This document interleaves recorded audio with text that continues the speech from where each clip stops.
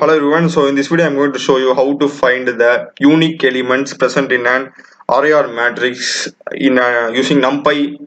So it's generally used in machine learning algorithms. So let's get started. First let's import Numpy as something will be NP.